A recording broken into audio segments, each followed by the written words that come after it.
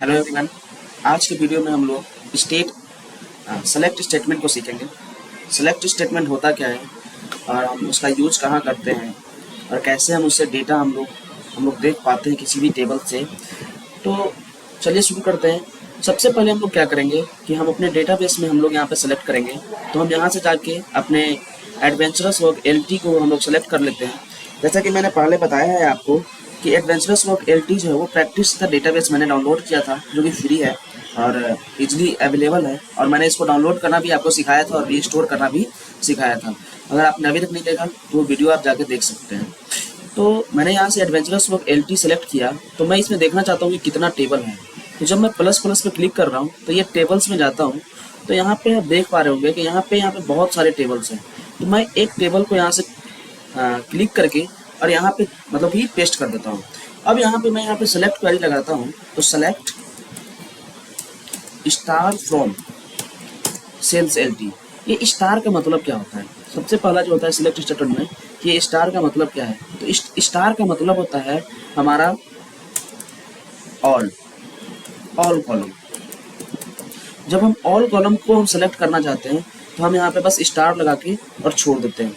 तो जब हम इसको अब यहाँ से सेलेक्ट करके और एग्जीक्यूट करेंगे तो हमारा ये क्या होगा कि सारे कॉलम को सेलेक्ट करके और डेटा को फेच करा देगा। देख रहे हैं कि ये सारे कॉलम को हम यहाँ पे डेटा आ गया है।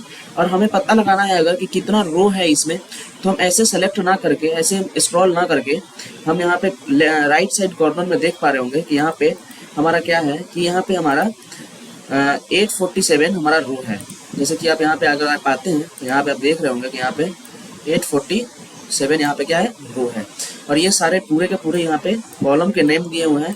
Column ID, name style, title, first name, middle name, last name, ऐसे यहाँ पे क्या है कॉलम के नेम दिए हैं।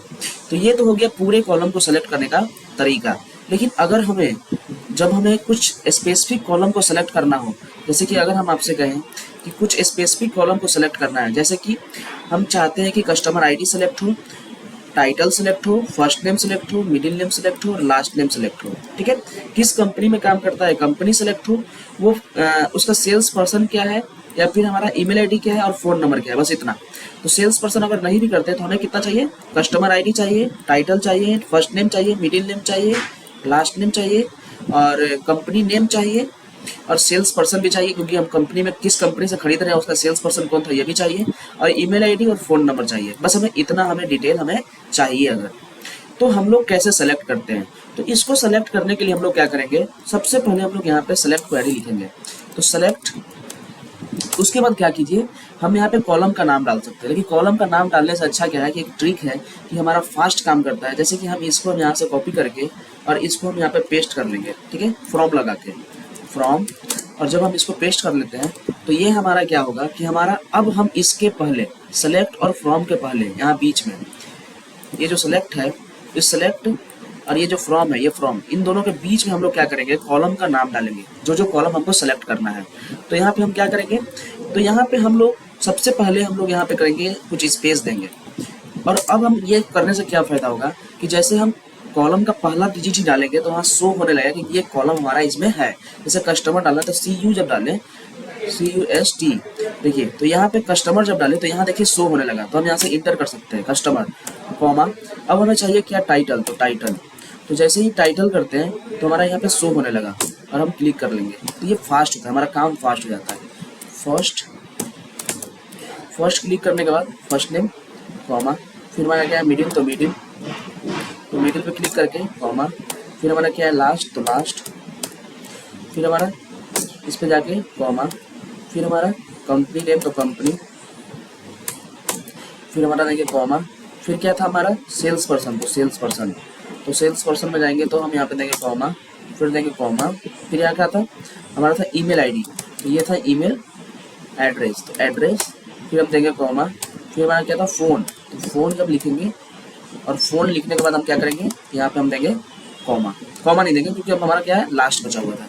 अब हम इसको थोड़ा सा यहाँ से इंटर कर करके नीचे ले आते, देखने में थोड़ा अच्छा लगे, क्योंकि ये क्या हो रहा था स्क्रीन से बाहर चला जा रहा है। तो हम ये क्या करेंगे, अब जो ये हमारा आया तो ये हमारा सारा क्या है, कॉलम है, जो कि आप हमें देख पा रहे हैं यहाँ पे कि हर एक कॉमा के मदद से हमने क्या किया है, कॉलम के नेम को हम सेपरेट किए हैं।